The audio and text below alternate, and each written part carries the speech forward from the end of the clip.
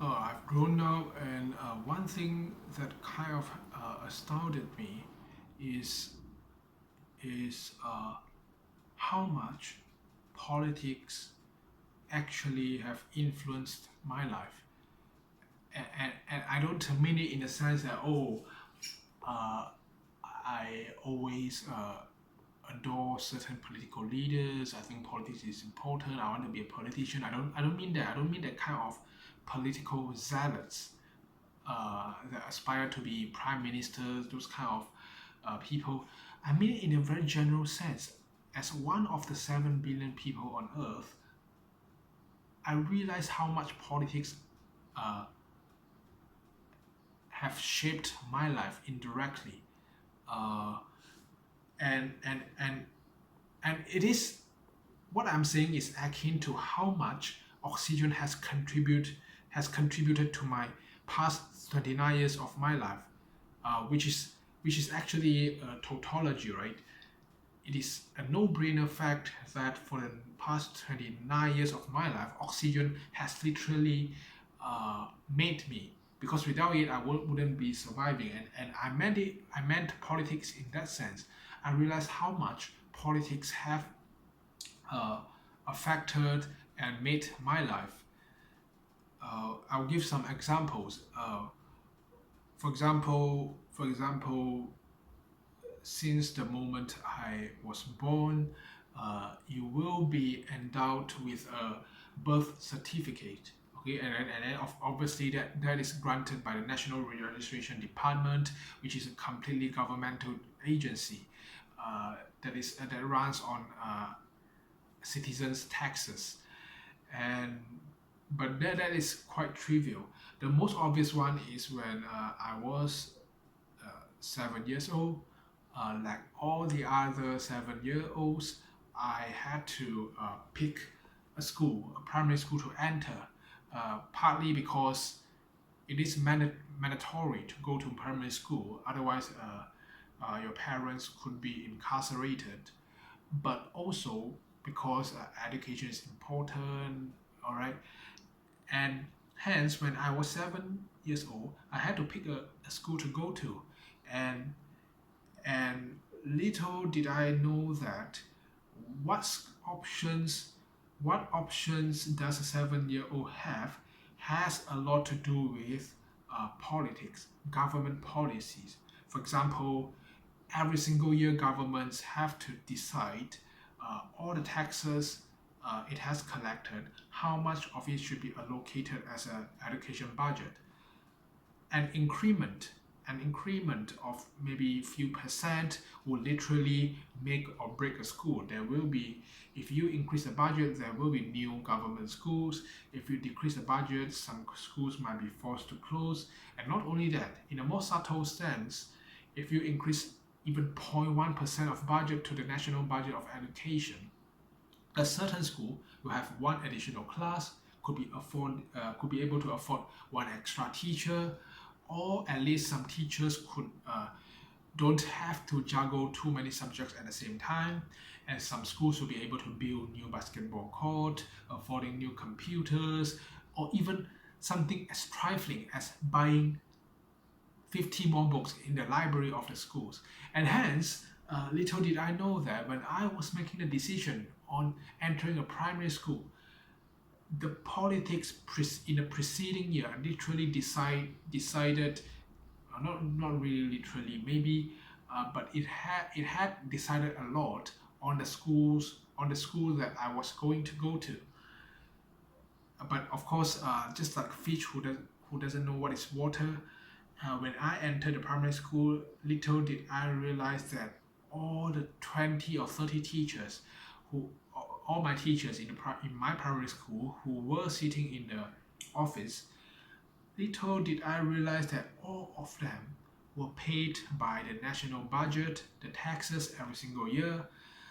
Little did I know that there were only 20 of them, maybe because there wasn't enough budget. If there was more budget, there will be 21st teacher, the 22nd teacher, 23rd teacher.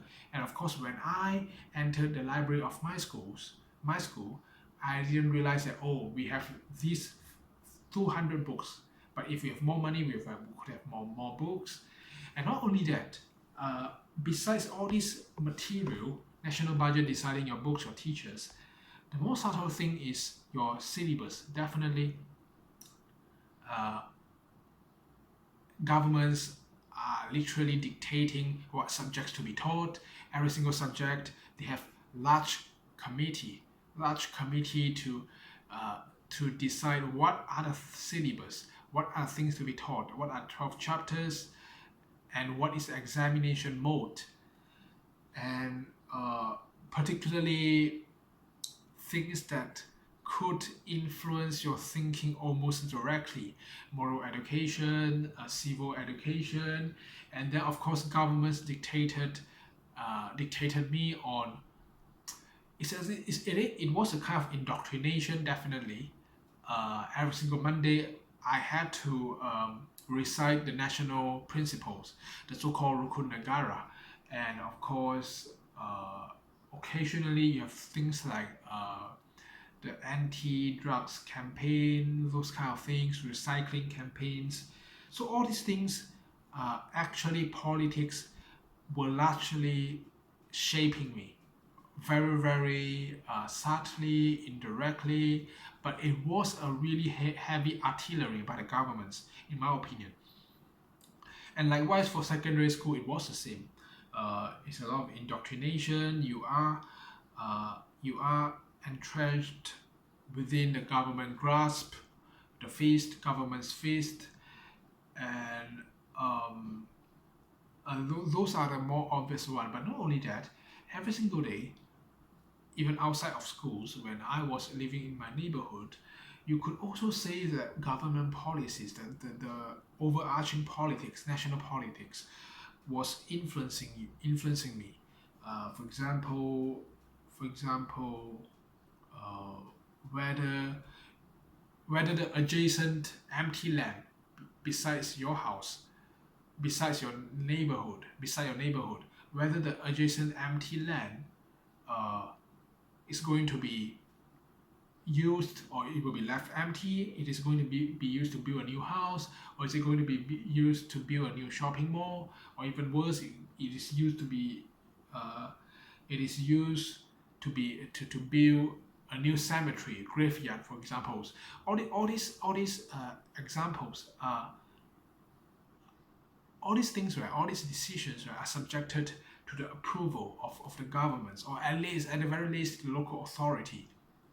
And hence, all these things are influencing me as a citizen indirectly, and of course, a lot of other subtle things such as the drainage system, the sewage system, whether they are built well, and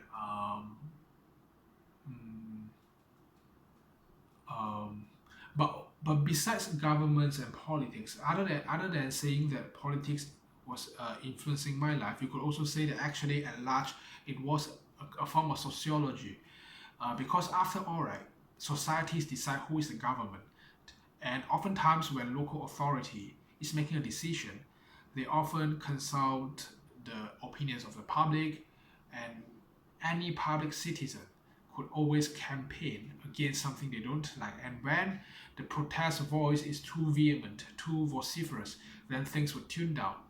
Um, so besides politics, I could also say that basically society at large was controlling my life. Not only that, besides my neighborhood and primary schools, syllabus, teachers, those kind of things, what is even more important is after high school, which is actually an important crossroad for most teenagers. And at this point, the debate normally is whether one would be able to get the opportunity to get good tertiary education. And that moment, definitely politics uh, is going to make or break a person. Obviously, again, the national budget of higher education, if there's more budget, there might be new university, but not only that, more importantly, every single year, every teenager wants some kind of courses, some kinds of universities they will pick their choices, but oftentimes you don't get what you really want. And the reason is certain courses have limited seats. The resource is very scarce. The public university's lecturer can't afford to lecture so many people, and hence there must be limitation. And at this point, every single year, the higher education ministry is going to uh, is deciding your life basically. If they decide, oh, this year I will add 5 more seats for this particular course, and then those people who are at the fringe, maybe because their result is not the top, things like that, those people who are at the fringe of the applications could benefit. Okay, for example, 200 people are obviously qualified for the course, and they are all accepted, and then the 201st person will be disqualified.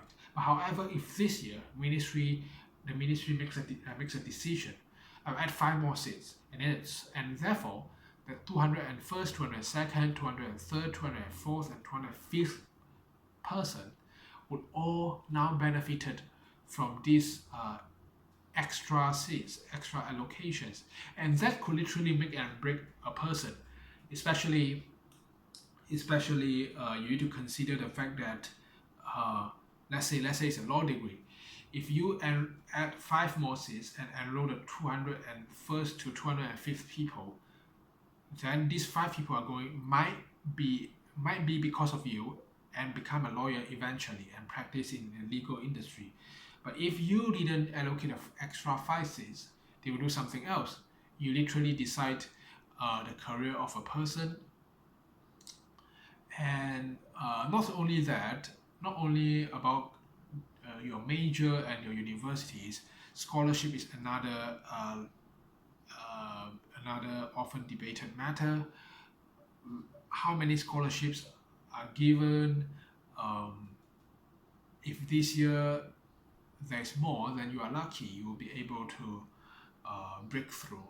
And if this year is given less, you might lose the educational opportunity, and your future life, your adulthood will be very different. And hence, all this macro decision making is influencing you. And not only that, I think most of the time, the decisions, the policy making of education ministry, for example, or your local authority, whether to approve a certain land use for building a shopping mall, all these decisions are also largely affected by um, by by economics. For example, let's say maybe currency, the currency of a country experiences some kind of fluctuation, then maybe there will be less budget, and people have to be more vigilant. Uh, the ministry the ministries have to be more vigilant in decision making. Then they won't simply approve the plan to build a shopping mall, a new public transport. They won't be simply add more positions and more seats for a certain course and universities. And of course, there will be less universities, for example. And hence, this whole thing is very labyrinthine, right? It's very hard to model. There is just simply too much of variables, unpredictability. But what I want to say is I realize how much at every single moment of my life, especially when I was a kid, when I was an adolescent, teenager, uh, basically lots of variables were spinning and affecting my life without me realizing. Uh, and here I am today. I gained a law degree. I am still living in a neighborhood in Klang. That is a product of all kinds of multi-layers, macro environment variables, and I find that amazing. So I'll stop here and see you on another day. Goodbye.